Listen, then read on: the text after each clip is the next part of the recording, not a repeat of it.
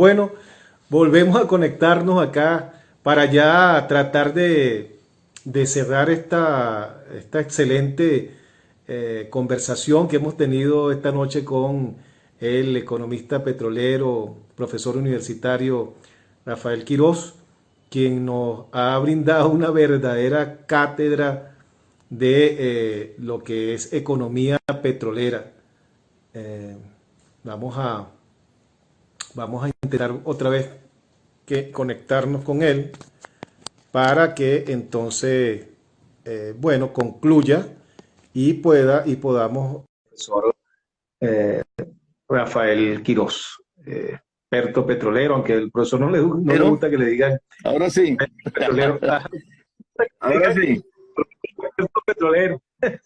Sí, sí, sí, cómo No no. le gusta que le digan experto petrolero, No, pero no, no, ya no, tiene, no, no, es inevitable. no, no, porque es que esos expertos yo se los dejo a los ingenieros. Yo no soy experto, yo lo que soy es consejo. Ellos sí son. Lo que pasa es que los expertos petroleros que conocen el pozo y bueno, y cómo va el taladro y cómo, dónde va la mecha, etcétera, etcétera, ellos saben de técnica petrolera, pero no saben de economía petrolera. Salvo que hayan sido alumnos míos en posgrado, pero son muy pocos los que estudian en verdad economía petrolera y a partir de allí se puede hablar de ética petrolera. Entonces, ellos son muy buenos como produciendo petróleo, pero son malos pues, para vender petróleo. Pero bueno, es lógico, porque no estudian la economía petrolera. Entonces, todo bien. Yo diría, pues cada quien zapatero sus zapatos, ¿no? Yo agarro el petróleo, el barril, a partir del momento en que lo produzcan, pues. Entonces, bueno. Bueno, está la gasolina, me está oyendo, ¿no?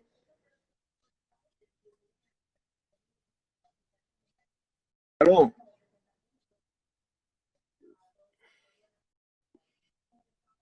¿Aló?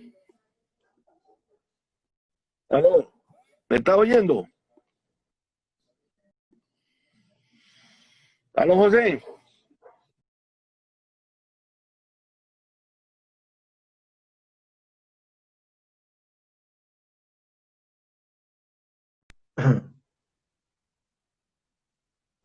¿Me está oyendo? Ujú. Sí, ahora sí, ahora sí. Bueno, Sí, profesor, ahora sí. entonces, Ah, bueno, ya perfecto. para finalizar, hablaríamos de cómo está manejando o cómo observa usted que va a manejar en este periodo el gobierno esta situación concreta con el problema de la gasolina, la venta de la gasolina y el seguir tratando de conseguir gasolina, porque esos buques, bueno, evidentemente esa cantidad de litros de gasolina tiene un tiempo finito, pues. Claro, bueno, sobre todo porque lo que importaron fueron, entendí yo, 1.500.000 barriles. Y un millón Ujú, quinientos mil barriles dura para 15 días o 20 días, 25 días. La ujú, verdad que no entiendo por qué estos son unos buques petroleros que no tienen capacidad para mayor de 500.000 barriles. Y no sé por qué ujú, no trajeron los 500.000 barriles en cada uno de los barcos, de los buques petroleros.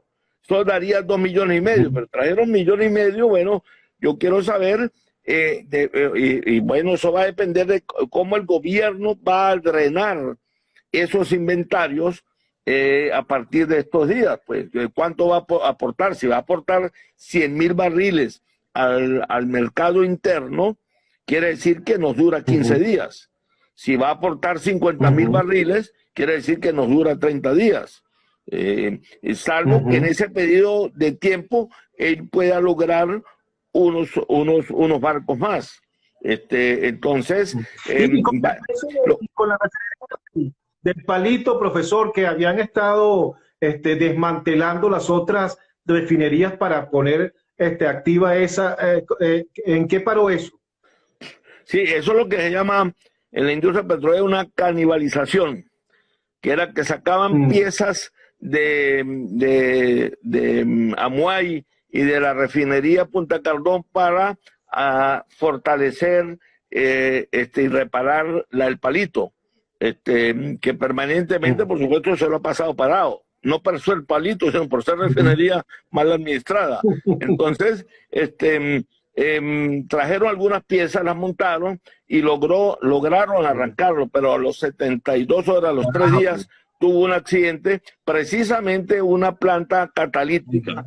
Y entonces, bueno, se paralizó nuevamente, o sea, no sirvió, no resultó. Ahora han traído unos técnicos.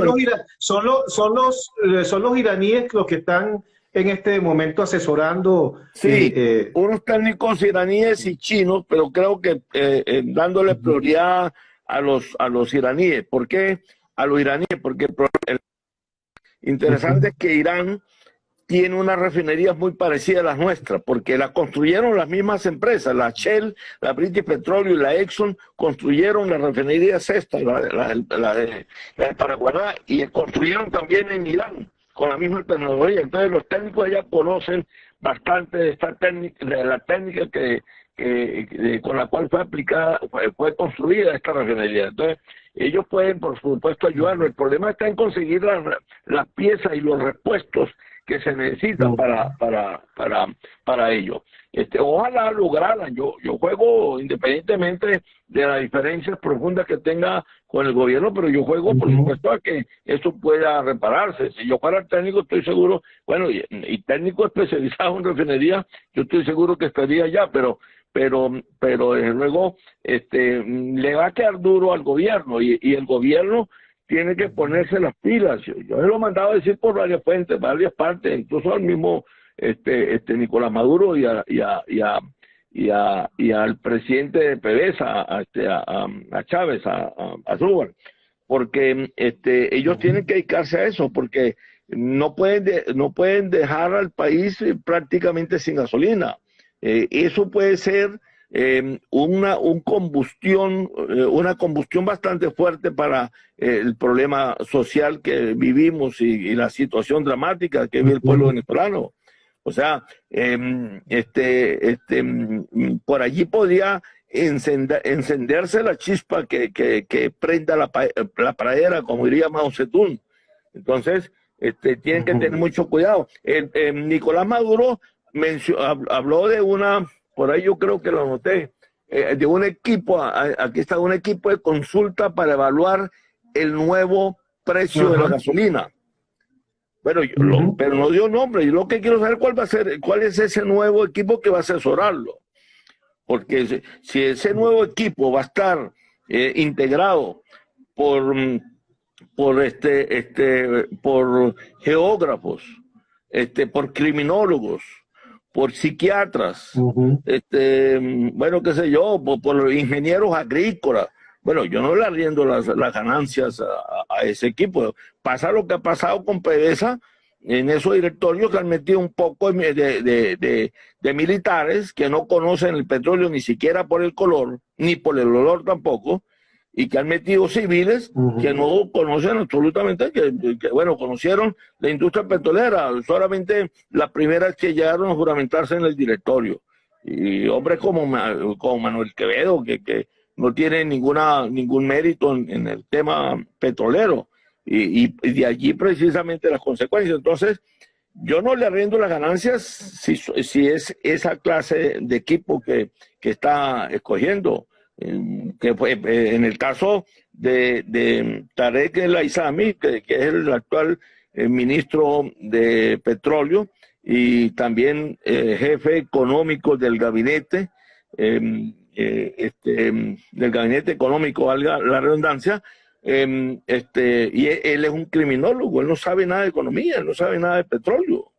Es que el problema, bueno, no sé, salvo que Nicolás Maduro lo haya puesto allí, como yo dije en uno de mis Twitter en aquella oportunidad, lo haya colocado allí como criminólogo para que examine o para que investigue el crimen que se cometió contra la industria petrolera cuando se desmanteló y cuando se llevó al suelo. Bueno, si ya con los criminales, porque eso es un crimen de lesa patria, bueno, estupendo, ahí vale la pena, ahí yo diría que justificaría su nombramiento. Pero hay que ver si en verdad eso lo está investigando ese crimen. Entonces... ¿Y usted no cree que haya un viraje, una rectificación debido a la circunstancia en la que está el gobierno, no cree posible que haya una rectificación, un viraje en ese sentido, No, profesor? no creo que lo haya, no creo que lo haya porque esta gente no ha demostrado precisamente humildad para rectificar, ni nobleza para corregir. Ese es el problema también de ellos, de que quien no tiene humildad no corrige, quien no tiene nobleza tampoco va a rectificar, ni mucho menos. Lo han hecho cientos de veces nombrando comisiones para reestructurar. Bueno, en el caso de PDVSA es la tercera comisión que se nombra para reestructurar PDVSA, y que ahora sí lo van a salvar, ahora sí vamos a rescatarla, y no, lo que hacen es hundirla más, en el sentido de que pierde más la capacidad de producción.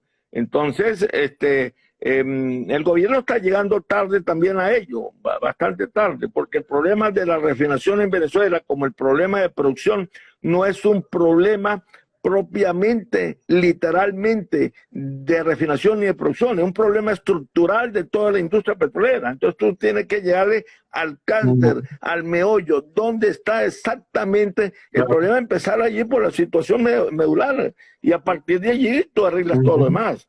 Pero el hecho es que en estos momentos hay un desabastecimiento para un parque automotor que tiene 3.500 autos.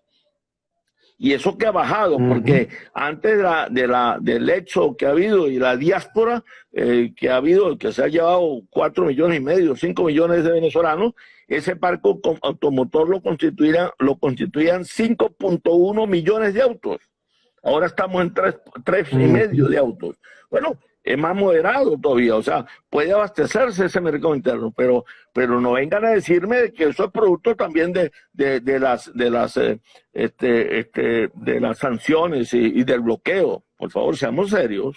Además, además de Irán, ¿qué otra nación del mundo pudiera surtirnos de gasolina con esta situación? Y visto lo de las sanciones que las empresas le huyen Bueno, ahí a todo sí lo que tenga que ver con Venezuela. ahí sí reconozco que las sanciones están haciendo meollo y están obstaculizando, y el bloqueo también, más en las sanciones. Pero ¿quién le podía? Bueno, imagínate, José, ahorita están atiborrados, oiga, bien, atiborrados todos los terminales de almacenamiento de crudo, de gasolina, de queroseno, etcétera. Y los productores no hayan dónde meter, y se han visto obligados a cerrar los grifos en la industria petrolera, porque hay lo que en economía petrolera llamamos desbordamientos de inventarios, desbordamientos, que fue lo que sucedió el lunes negro del 20 de abril, donde usted y yo, que éramos productores, los que teníamos los papeles de barriles comprados, tuvimos que pagar para que se lo llevaran porque no teníamos depósitos donde hacerlo. Y si no nos sometíamos a sanciones, las leyes norteamericanas por ir a derramar petróleo allí, dejarlo en el pueblo, algo así por el estilo. El West Texas bajó a menos 37. El problema es que no creo que haya muchas naciones que estén dispuestas a llegarse a una sanción de los Estados Unidos es el problema. Es el problema, porque Venezuela debería aprovechar la situación de que los precios del petróleo están en estos momentos relativamente bajos. Bueno, se han recuperado algo más o menos, más bien interesante. O sea, tampoco los precios bajos llegaron para quedarse para siempre. Hoy yo leía el Brent del norte, se cotizó el Brent a 31.90, casi $32. La cesta OPEP estuvo cotizada sobre los 28, el West Texas estuvo en 27, o sea, hubo un rebote después de esa caída interesante. Que por cierto, esa caída que bajó por fuera, abajo, muy por abajo de cero, solamente fue para el West Texas y solamente fue para el mercado norteamericano. Sí, interno en los Estados Unidos. Claro, sí. y fue solamente, por cierto, también en el mercado futuro, no fue en el mercado del día al día, no fue los contratos estructurales, fueron contratos de entrega a futuro. Fue lo que, pero bueno, aún así vale la crítica y aún así vale el ejemplo de que fue por primera vez en toda la historia del petróleo mundial, en la historia del petróleo del mundo. Bueno, pero el hecho es que entonces, bueno, nos encontramos y esto no soluciona, estos cinco, no fueron barcos, buques petroleros, no solucionan el problema de la gasolina en Venezuela. Y repito, no son de las sanciones. En el estado Táchira, que es el estado mío, tenemos, ahora en julio cumplimos 6 años de desabastecimiento de gasolina. Ustedes me van a decir que eran sanciones cuando las sanciones arrancaron fue en enero del año pasado, hace 15, 16 meses. Por favor. Es más, el problema del desabastecimiento y toda esta crisis fue lo que dio origen a las sanciones, más bien. Es a la inversa, ¿entiendes? Exactamente. O sea, aquí la carreta son las sanciones y los caballos son todos los problemas, entre eso es el desabastecimiento, que es lo que ha ido adelante. Pero lo que asoma el gobierno con el aumento del precio de la gasolina, mira, yo estoy de acuerdo, por supuesto, en que eso hay que ajustarlo hacia arriba. Ese precio, porque PDVSA no puede seguir malbaratando o despilfarrando dinero, regalando la gasolina. Nosotros el año antepasado, PDVSA gastó sobre los 12.000 millones de dólares por fábrica de gasolina y con la compra de gasolina también, 12.000 millones. Y lo que el Estado venezolano, PDVSA, deja de percibir por lo que en economía llamamos costo de oportunidad. Es decir, lo que dejamos de percibir nosotros en el mercado internacional por no vender esa gasolina que se le vende para el mercado doméstico venezolano y no se vende en el extranjero a precios internacionales. Ese monto sobrepasó los 25.000 millones de dólares. Y por lo demás es algo que yo critico, que eso es un subsidio regresivo, no es progresivo. Eso favorece a las clases medias altas y las clases altas, que son los que más tenemos vehículos y los que más nos favorecemos de ellos, de esa gasolina. En la última encuesta en la última encuesta de hogares diarios, encuesta diaria de hogares que hizo el Banco Central hace 4 o 5 años, se demostró que el 77%, oigan lo siguiente, el 77% de las familias venezolanas no tienen vehículo. Usted no va a decir que esto afecta a la gente del 23 de enero, el Guarataro y el Petare, no, absolutamente. Las afecta, por supuesto, a la hora, por supuesto, del pasaje, de lo que es el transporte colectivo, el transporte público. Bueno, pero el gobierno lo que tiene que hacer es un diseño, una programación de cómo va a aumentar la gasolina. Yo se lo hice. Claro. Entonces, la gasolina venezolana pudiera estar entonces vendiéndose a precios internacionales. Bueno, a precio internacional no hay. Se habla de precio internacional, pero en verdad precio internacional. No existe un precio internacional. Precio internacional propiamente no hay ninguna, ni gasolina ni crudo. Lo que hay son precios de los países de afuera, valga la redundancia, de afuera del país, que venden. Entonces tú sacas 5 países o seleccionas 10 países, el precio de 10 países y establece una media allí o un promedio y te da un promedio y te dice, bueno, estos 10 países, Inglaterra, España, Italia, Estados Unidos, etcétera, el promedio da tanto. $2, 1.50, 1.50. Claro, yo creo que yo soy de la opinión de que PDVSA tiene que sincerar eso y por supuesto entonces se tiene que cobrar lo que es el costo de producción, o en este caso el costo de importación de la gasolina, y hacerle una ganancia muy mínima, porque tú no puedes tampoco jugar con la necesidad de la gente, ¿no? Y entonces eso debería quedar entre 30 centavos a 40 centavos máximo. Poder así, ojo, y hacerlo por sectores. Debería el gobierno primero aumentar la gasolina al sector de transporte privado y uso oficial, es decir, todos los que tenemos carros, vamos allí en el primer sector, y los carros diplomáticos y oficiales del gobierno, etcétera, y hacer un aumento cada semanas del 10%. En 10 semanas, o sea, en 2 meses y medio, tú tienes el precio meta que va a establecer para la gasolina.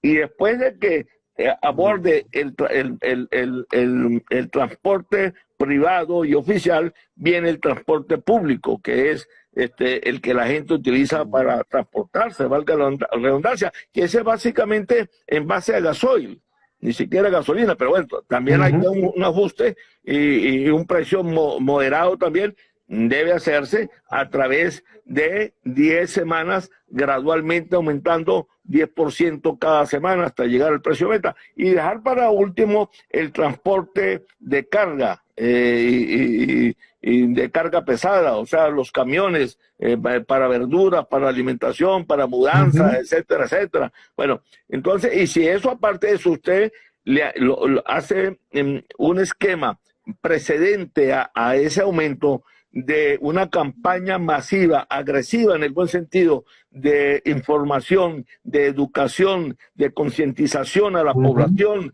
de que es necesario, que es imprescindible, que es un sentido patrio, etcétera, etcétera, para aumentar, la gente va a digerirlo. Y si además de eso, yo lo planteé hoy para varias emisoras y en varios, mañana debe salir en Globovisión, le da usted como gobierno o como ministerio de PDVSA, dicen que va a gastar los recursos que van a ingresarle al Estado venezolano, los nuevos recursos por concepto de ese aumento o de ese ajuste hacia arriba de la gasolina, mejor todavía, porque queda transparente, que la gente sepa cuál va a ser el destino final de esos nuevos ingresos, en qué lo vas a invertir, en qué lo vas a gastar, etcétera, No, etcétera.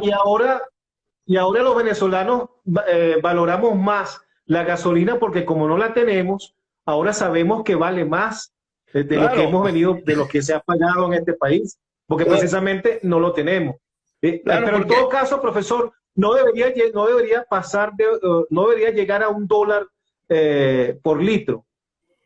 Bueno, algunos plantean eso, pero yo creo que es un poquito exagerado, ¿no? Yo creo que eso podría proponerse el gobierno posteriormente, después de haber aumentado a 30 centavos a los 6 meses o al año, subirlo a 50, luego a 60, algo así, pero $1 me parece elevado. Ojo, también desconozco a cómo están comprando ellos la gasolina en Irán y cuánto ha sido el flete, y cuánto ha sido el flete del transporte, porque eso es algo que no entiendo. Como PDVSA, teniendo gente que conoce de fletes, que conoce de transporte, que conoce de comercialización de gasolina, de petróleo, que conoce también de precios y costos, van a traer 5 buques a 300,000 barriles cada uno para un total de 1,5 millones, compañero.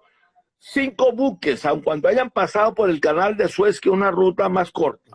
Usted trae ese 1,5 millones o incluso 2,5 millones, si cada uno trajera 500, usted mete esos 2,5 millones perfectamente en un tanquero VLCC o un supertanquero VLCC, te caben 2,5 millones hasta 3 millones en un solo viaje. No pasará por el canal de Suez, por supuesto, porque allí el fondo del canal...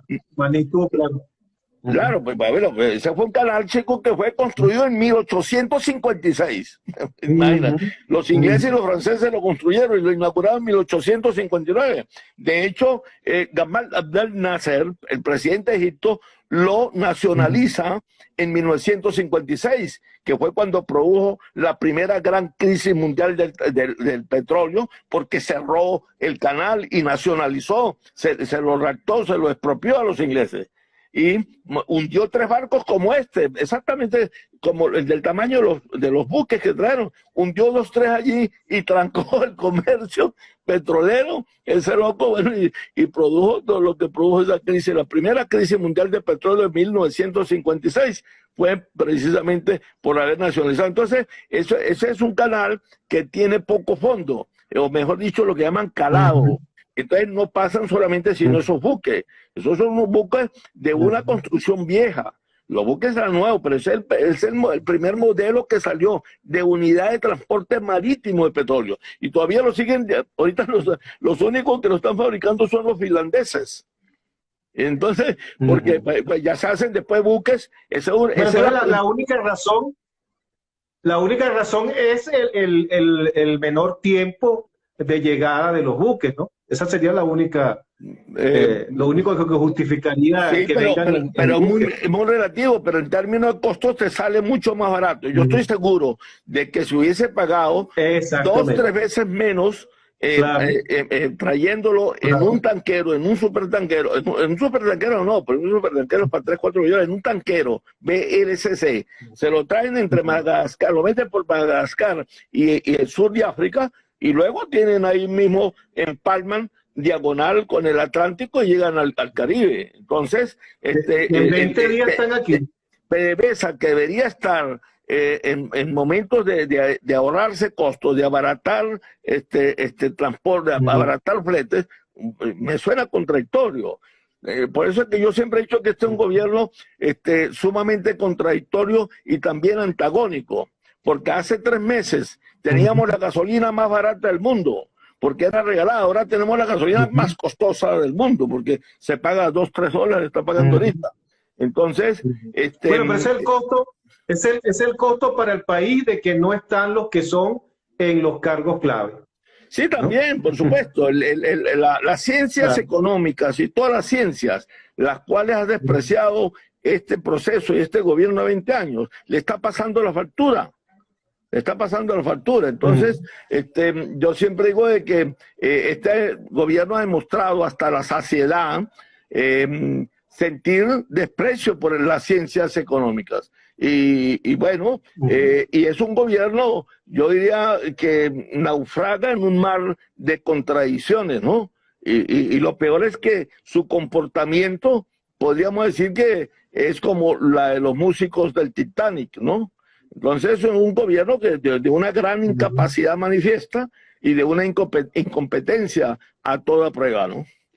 Entonces, bueno, no sé. Bueno, profesor, yo quería darles... Ahora sí llegamos al final.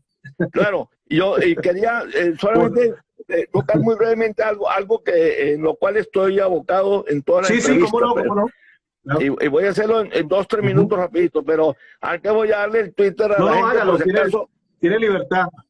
Para los que quieran seguirme, hablo solamente de petróleo en esos Twitter, no hablo de política ni más nada, sino solamente de petróleo, y por ahí mando gráficos y algunas afirmaciones, algunos medio artículos y qué sé yo.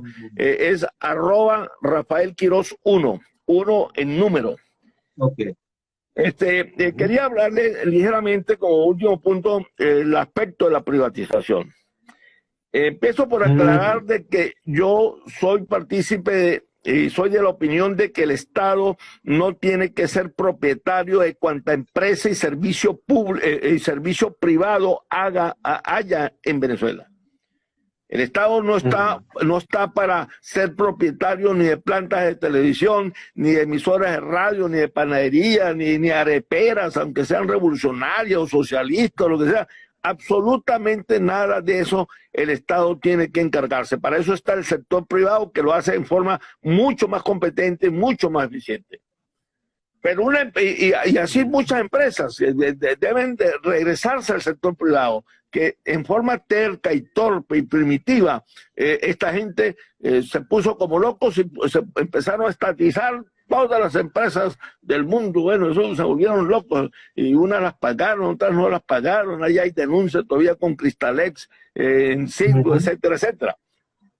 Pero Petróleos de Venezuela, PDVSA, que ha sido el alma mater de la economía venezolana en los últimos 100 años, la industria petrolera como tal, PDVSA viene del 76 para acá, pero, y el control por parte del Estado de esta empresa no puede traspasarse al sector privado bajo ningún respecto, porque es el Estado el que puede diseñar con esta empresa, basada en esta empresa, fundamentada en esta empresa, con el control de esta empresa, con el monitoreo de esta empresa, y con el control de la operatividad, puede diseñar una estrategia de desarrollo económico a mediano y largo plazo.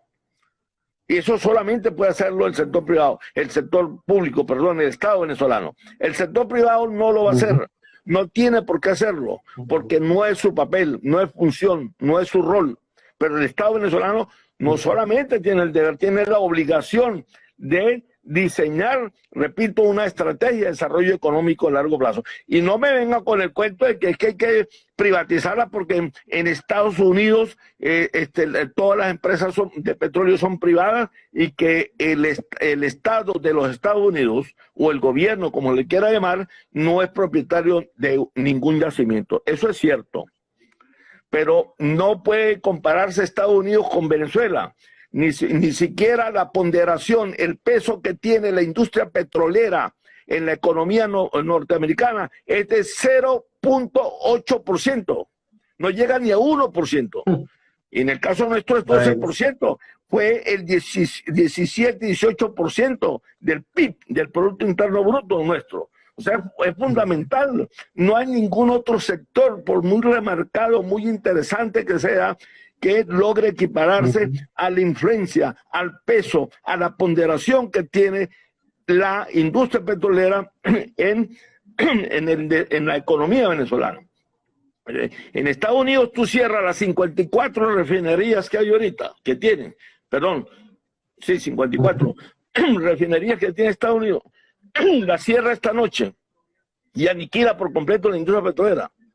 Mi estimado, la economía norteamericana no pierde ni el 1%.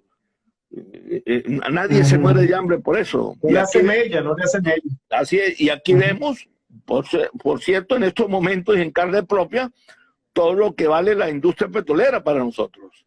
Aparte que está consustanciada ya con la forma de ser del venezolano, con la cultura y con la mentalidad del venezolano. Y aparte de eso, porque tiene un plus muy importante, que muchos colegas economistas, por cierto, no les gusta reconocer o no les gusta resaltar. E incluso economistas petroleros, algunos, que son privatizadores compulsivos, entonces no reconocen el precio que le voy a demostrar a ustedes, que es lo que llamamos, lo que yo llamo el precio plus. ¿Cuál es el precio plus? El precio plus es el valor estratégico, es el valor diplomático, es el valor geopolítico, es el valor geoestratégico que tiene el petróleo hoy por hoy. El petróleo no es una mercancía, grábense los venezolanos y sobre todo los colegas economistas, no es una mercancía como cualquiera, no es avión, no es un carro, no es computadora, no son teléfonos, no son zanahorias tampoco, ni remolacha, ni nada de eso. El petróleo es un arma política, le gusta aceptar a quien le guste, pero o no.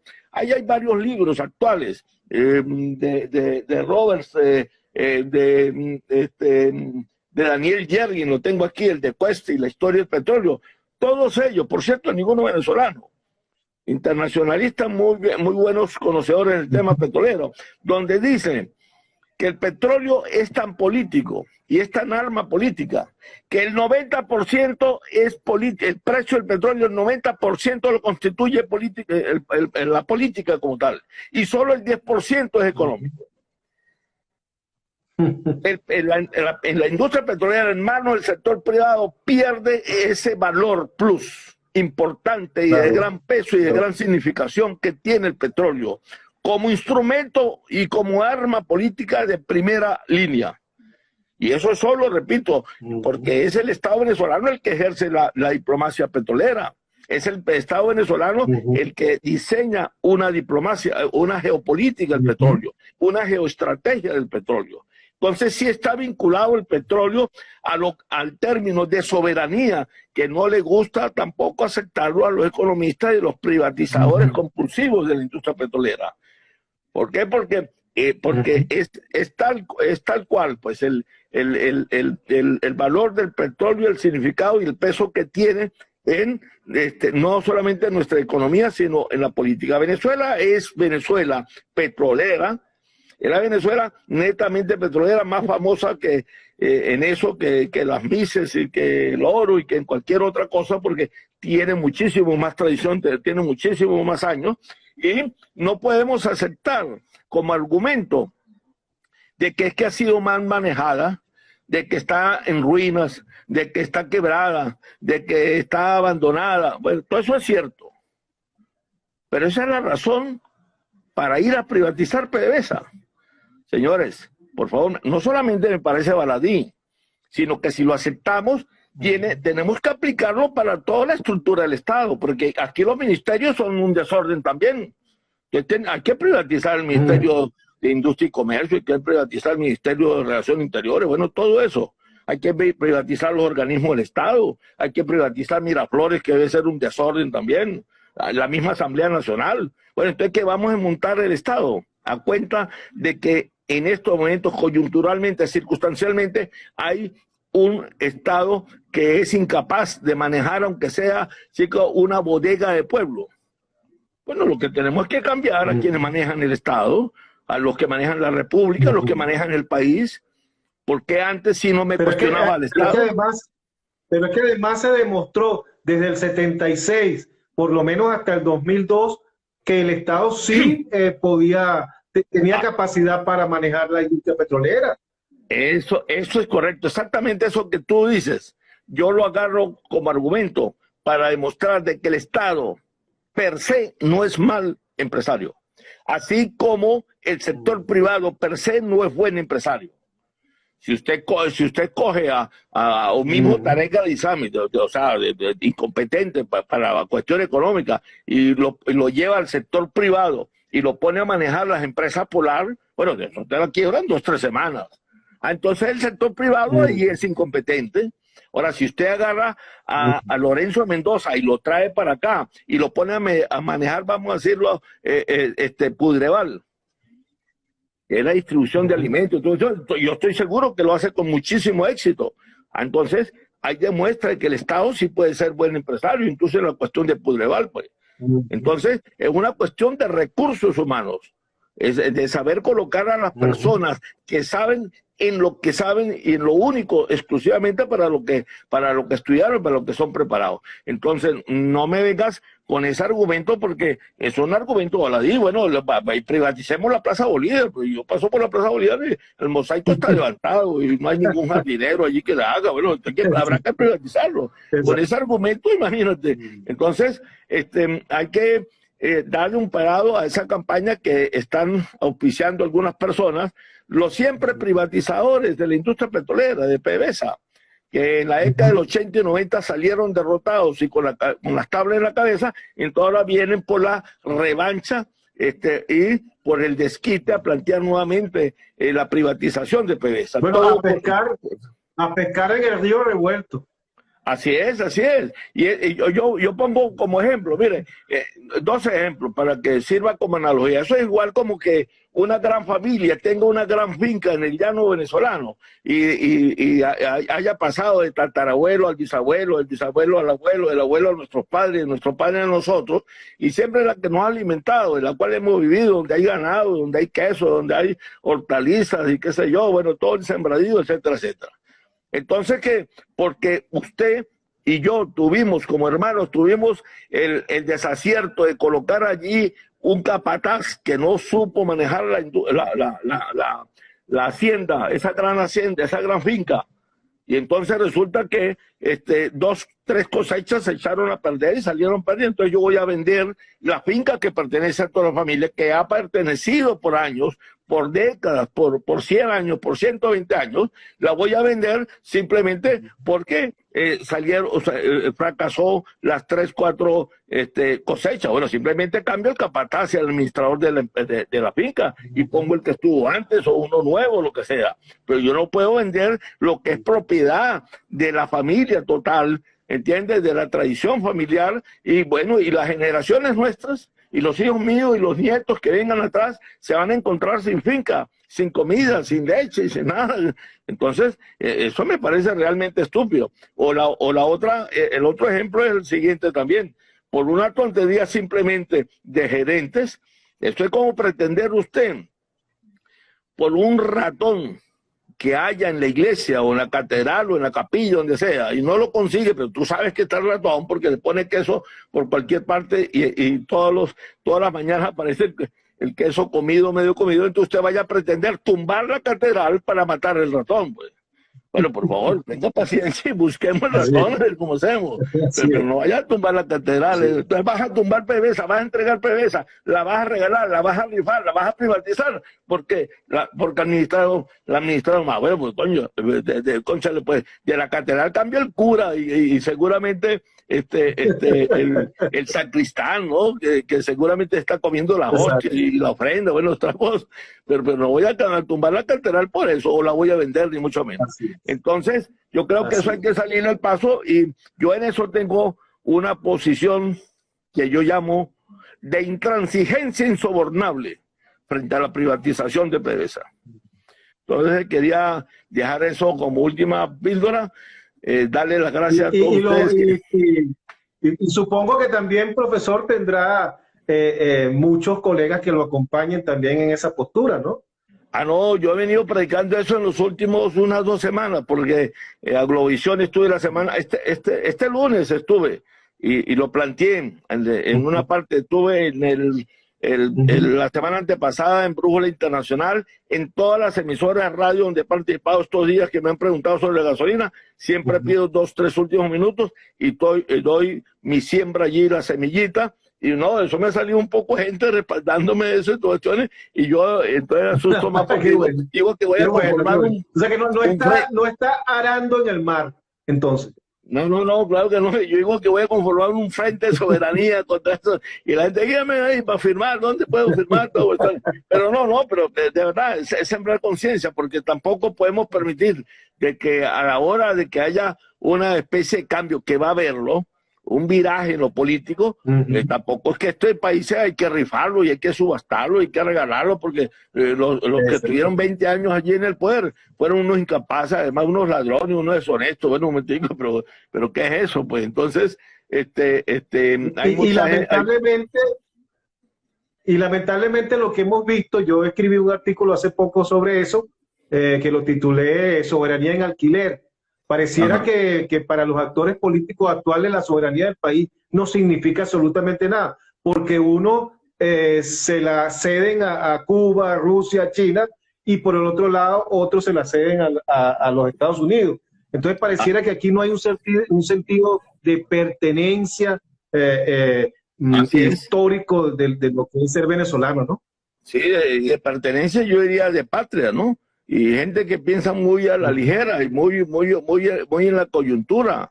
El Estado venezolano es una figura permanente, es una figura constante, es una figura que va de la mano con la historia. Y lo mismo en este caso la industria petrolera, que camina de mano en la historia con el Estado venezolano, y que son indisolubles y que nos pertenece a todos. Y que no porque nos pertenezca a todos, entonces le vamos a sacar algún beneficio personal o unilateral o individual. No, pertenece a todos en forma colectiva, en forma de nación, no como dicen algunos. No, bueno, que si pertenece a todos, entonces a mí me tienen que dar una acción para yo todos los diciembre cobrar esa acción que me corresponde y tener una plata que, bueno, y todos los mayores de 18 años. Bueno, pero ¿qué es eso?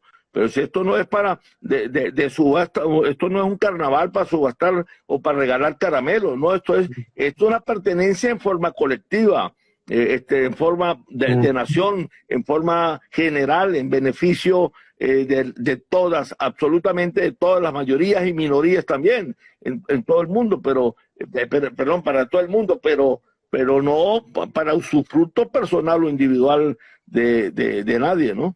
Entonces, pareciera que hay mucha gente que tiene que empezar a leer a Platón, ¿no? Y el sentido de pertenencia. Claro, y el sentido de Estado, diría yo, y para el sentido de Estado, a Rousseau, ¿no? Todos los conceptos de Rousseau hacia acá, incluso desde antes Rousseau también, de la figura del Estado. O sea, aquí tú no puedes dejar al sector privado para que haga y deshaga como algunos quieren. Y que dictaminen todo. Bueno, esto va a ser una anarquía. Si vamos a desmembrar al Estado con el criterio de que han sido malos los gerentes últimos, los 20 años, bueno, entonces usted va a desmontar el Estado, por favor. Entonces esto va a dejar el país, la república, la nación, se la va a dejar simplemente a 4 grandes empresarios solamente del sector privado a manejar. Ojo, yo no tengo nada contra el sector privado, pero creo que anteponer lo que es la economía pública versus la economía privada, o el sector privado, el sector público versus el sector privado, así por así, sin tomar en cuenta las funciones, el deber, el papel que tiene el Estado, por concepto sociológico, por concepto político, por concepto etimológico, por todos los conceptos, el Estado tiene que preservar y definir las reglas. Y en ese sentido, más bien, el sector privado habría que hacerle la crítica que tiene doble prédica.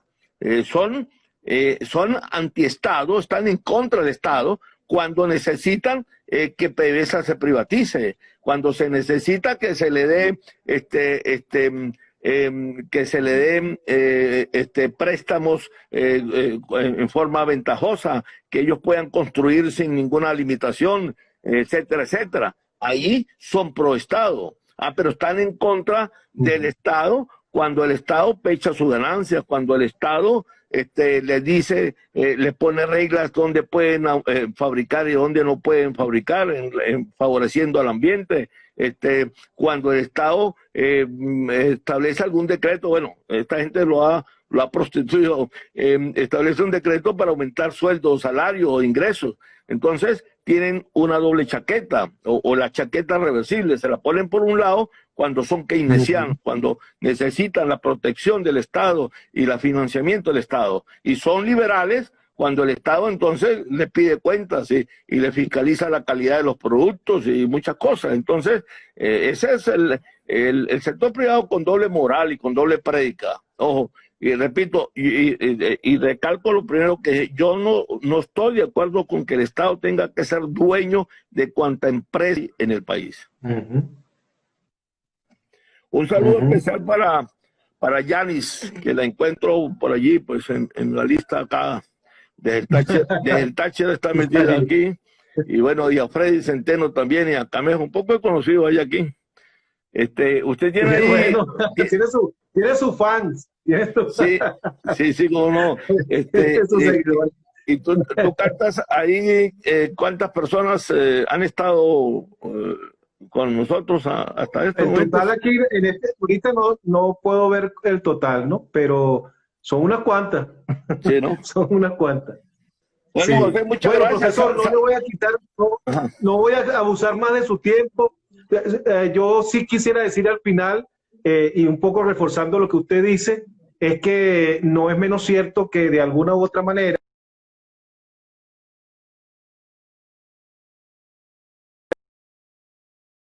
político, cierto que a Chávez nos trajo precisamente el sector privado y el sector de medios de comunicación, que apoyaron a Chávez, que lo ensalzaron y que de alguna manera contribuyeron a que llegara al poder. Y en este momento estamos también con la amenaza futura de entre el no podemos solo y el como sea.